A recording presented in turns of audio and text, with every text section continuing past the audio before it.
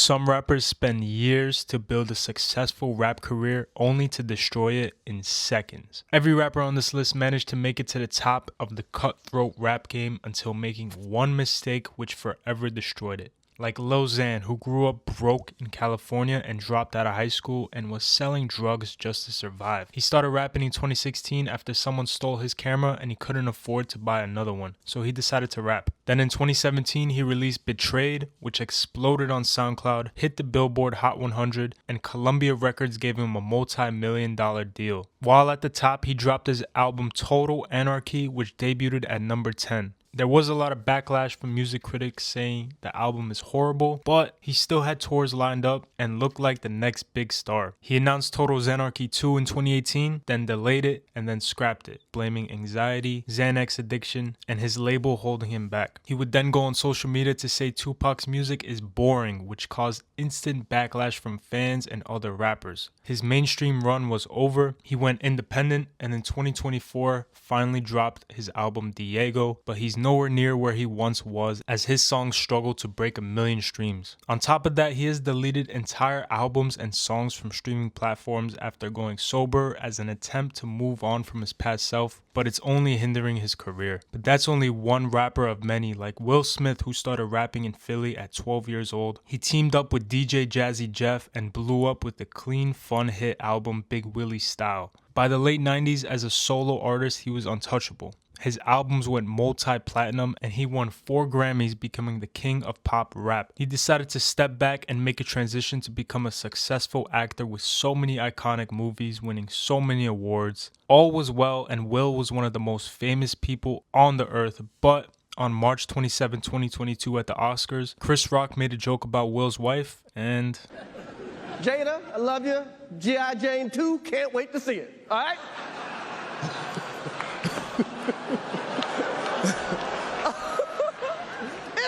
That was a nice one. Okay. I'm out here. Richard. Oh, wow. Wow. The clip instantly went viral and everyone turned against Will, even Joe Rogan, who owns the biggest podcast in the world, saying this. What a dumb thing to do. To like be that person who's like publicly loved, you know, like Will Smith was until that moment. The Academy banned him for 10 years, Netflix paused his projects, and every late night show turned him into a punchline. That slap completely turned him into a meme, and he has apologized for it, but no one cares. So I will say to you, Chris, I apologize to you. As of recently, he's been trying to make a comeback into music, but it's just not good. People ask me how I do it. I just bite off more than I can chew, then I chew it. But someone who had a similar downfall after one mistake is DaBaby, who's been rapping for a long time and eventually blew up with his Baby on Baby album, which secured him a label deal with Interscope in 2019. 2 back-to-back #1 albums, Grammy nominations, sold-out tours, and he was the hottest rapper for a strong 2 years. But on July 25th, 2021 at Rolling Loud Miami, in the middle of his set, he launched into a rant. You didn't show up today with HIV, AIDS, any of them deadly sexually transmitted diseases that'll make you die in 2-3 weeks. Put a cell phone light in the air. Lady, if your smell like water, put a cell phone light in the air. Fellas. Lights up. Fellas, if you ain't in the parking lot, put your cell phone lights in the air. Let's be real about that. Yeah, keep it real. Some of y'all suspect as a let's be real. The crowd cheered, but the fans behind the scenes were destroying him while he made headlines. He posted an apology on Instagram the next day, but no one bought it. Lil Nas X dragged him publicly. Every major festival removed him from lineups, and even Dua Lipa kicked him off the Levitating remix on some versions of her album, which was the song that was on every single radio station. That single 4-minute rant cost him millions of dollars. He went from going platinum on every single album to now struggling to break 1 million streams on Spotify. His albums flopped hard, and while he still tours here and there and releases tons of music, it's nothing like it was in 2019 and 2020 when he was stuck on top of the rap game. But someone who will never make a comeback is Tay-K, who dropped out of school freshman year and raps with the Daytona Boys on SoundCloud. But while on house arrest for a 2016 murder case, he cut off his ankle monitor, went on the run, and recorded The Race that dropped the same month he was arrested. It went viral, platinum, and turned him into a legend. At the top, he had a major label deal, double XL buzz, and fans screaming free TK all over social media. But the actual crime spree that the race was bragging about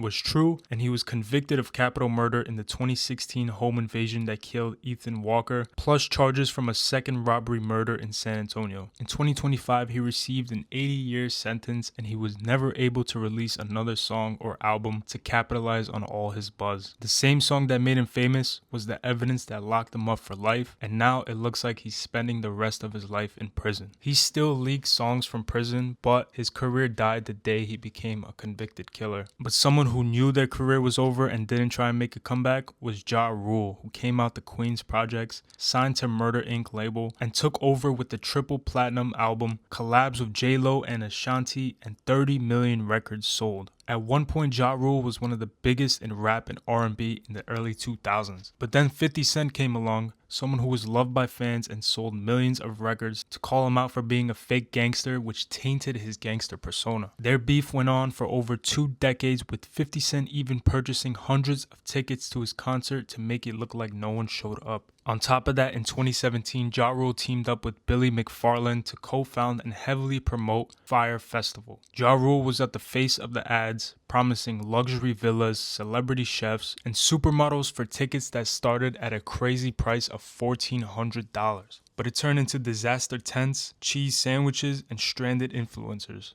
It was just a mess. He got hit with multiple lawsuits, fraud accusations, and became the permanent poster boy for a major scam in festival history. The internet never let him live it down. His already fading career got buried under memes, and today he's selling whiskey, wine, and doing random business drops, but his rap career is basically non-existent, and more people know him for being a laughingstock instead of an artist that sold millions of records. But that's unlike Tory Lanez, who dropped out of school at 16 years old and grinded mixtapes until Interscope signed him after making hits like Say It, Love, and Talk to Me, which made him the king of melodic rap and R&B. He was dropping albums that charted everywhere, winning awards, and began working his way towards becoming a superstar artist. However, on July 12, 2020, outside of Kylie Jenner's house, after an argument, he allegedly shot Megan Thee Stallion in the Tory foot. Lanez has been charged with shooting artist Megan Thee Stallion during an argument. The DA's office says Lanez, whose legal name is Daystar Peterson, shot Megan's feet during an argument in the Hollywood Hills July 12th. The 28-year-old was arrested the night of the shooting, but was released after posting bail. He now faces 2 felony charges and is set to be arraigned Tuesday in LA. If convicted, he faces up to 23 years in prison. His fans backed him up, but Megan's fans attacked him. In December 2022, a jury convicted him on counts of assault with a firearm, having a loaded unregistered firearm, and disarming a firearm with gross negligence. He was sentenced to 10 years in prison and is still serving his time there now. He's still releasing music slowly over time of previously recorded music, but without the ability to tour or promote his music, his career is slowly declining. But someone trying to make a comeback is 6ix9ine, who blew up in 2017 with his breakout single Gummo. He was new to the scene with his unique rap rage style, along with his rainbow hair and crazy tattoos. He continued to get bigger and bigger with songs like Fifi, Kuda, and a strong debut album. Fans loved him because he was a big internet troll, constantly calling out big rappers in the industry. But in 2019, along with his crew, he was arrested. Fans expected him to do his time after facing 55 years in federal prison, but he flipped and became a federal informant. He testified in open court against his own members and got his sentence reduced and was out in just a few years. The entire industry turned his back on him for faking his entire gangster persona and turning on his associates. He came back, released a few albums, but struggled to gain traction he once had. He was making a comeback doing interviews and appearing on live streams, but he's now back in jail for a few months.